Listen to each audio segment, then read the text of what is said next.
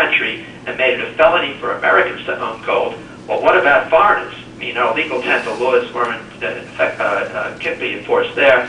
So for foreigners, he said he would redeem gold. He revalued the promise from $20 for an ounce of gold to $35 for an ounce of gold, thereby cheating all of these people in Europe who were holding dollars. But the issue I want to talk about now, and this is the part that people really get crazy about, really made me crazy, is how does all this money get to the system? How did we go from $150 billion money supply to over $14 trillion worth of money supply? And go to the next slide, please. And one of the guys who addressed this was John Kenneth Galbraith. I don't know if you recall him. He was arguably the dean of the economic profession in America. He was at Harvard. He wrote 42 books. He died a couple of years ago. He was so important, they broadcast his funeral on C-SPAN multiple times. And he wrote a book called Money in 1975. And in this book, he says, the process by which banks create money is so simple, the mind is repelled. Well, what is it that repels your mind? Something that you really can't get your arms around. And go to the next slide, please. And now I'm going to explain to you in a very simple way. Again, you're not going to like this explanation, but it's exactly right on how banks create money. And so suppose you're going to buy a house and the mortgage is $300,000. And suppose you come to me, I'm Citibank, to get the 300 grand. And assume just for the moment that it's a 30-year, 6% fixed rate mortgage. The interest on that's going to be $347,000. Call it $350,000 over the 30-year period. And so the question now comes, where does Citibank get the 300 grand? And the answer is, somebody goes to a keyboard, you sign some papers back and forth, they type a 3, and then 5 zeros, and then the money appears in your account. And so for keying just those 6 keystrokes, now they've created $300,000 out of nothing. And for pushing those 6 keystrokes, now they're going to get $350,000.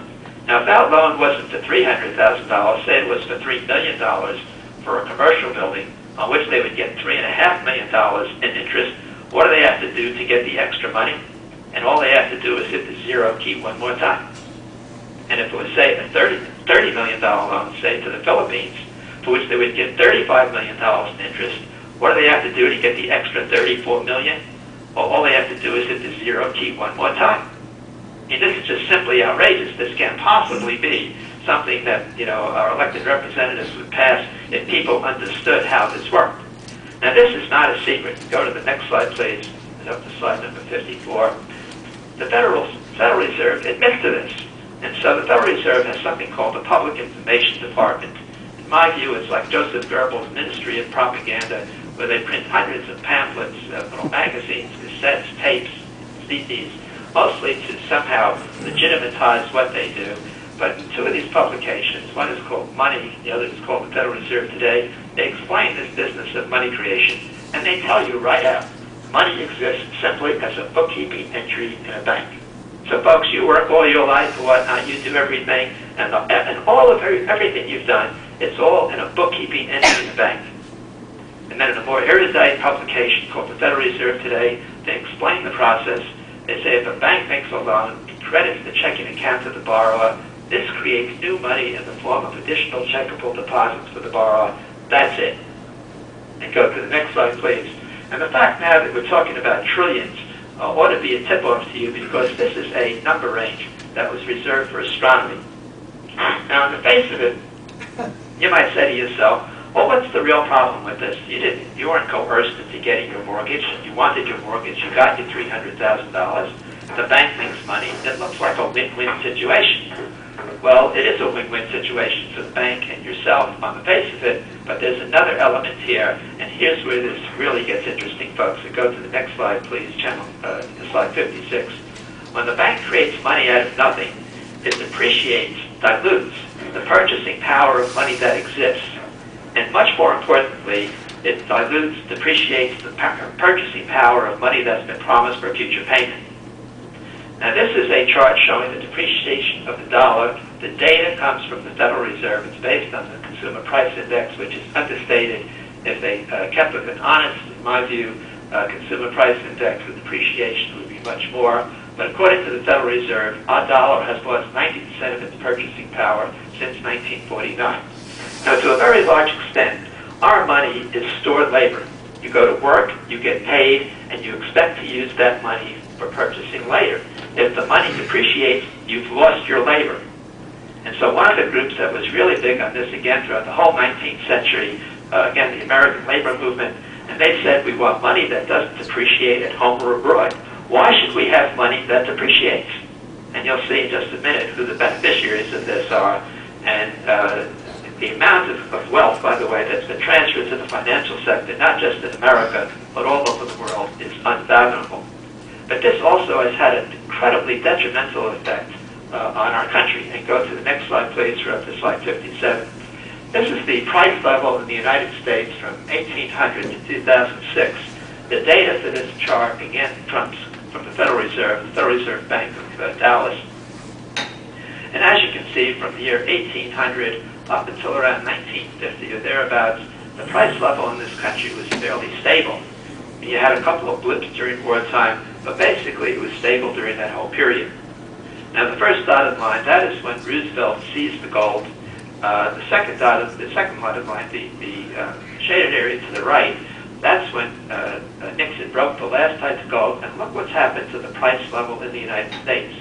And what's happened, this reflects the depreciation of the money.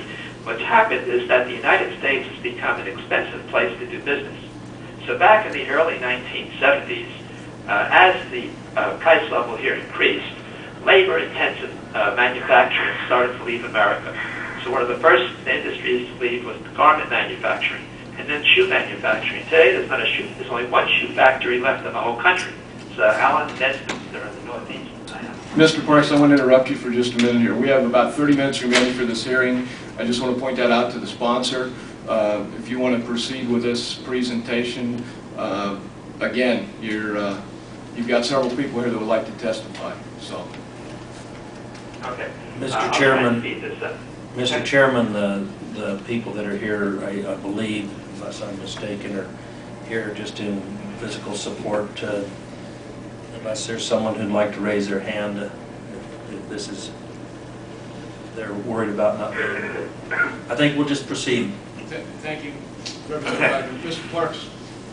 All right. So in addition to labor-intensive business, manufacturing leaving, along the way, less labor-intensive, more manufacturing-intensive business. So today we don't make any televisions in America, no microwave ovens. And as the price level continued to increase, all industries started to leave America. And so the spin that you got from Wall Street is that we would be the innovators, and somehow around the world they would do all the assembly and all the dirty work and whatnot. But let me tell you folks, I went to a dinner a couple of years ago for John Chambers, then it's still the CEO, chairman of Cisco, one of the planet's high technology companies, and he said, flat out, I'm going to make Cisco a Chinese company. So what's happened as a result of this depreciation of the money, all of our manufacturing is leaving. And go to the next slide, please. And the politicians, they were sanguine about this. And the reason is because as the money depreciated, tax revenues started to increase, and the politicians could make more promises to the electorate to gain votes. But he can comment about this business with depreciation of the money and debt. So debt that's entered into with neither the ability nor the intention to repay is fraudulent debt. And go to the next slide, please. And I claim to you folks today that all of this government debt now being entered into, now north of $10 trillion, is fraudulent debt because there is neither the intent nor the ability to ever repay this debt. And go to the next slide, please. We're up to slide 61. This shows the year-on-year increase in federal debt. And you notice until they broke the last tie to gold, it was very tiny.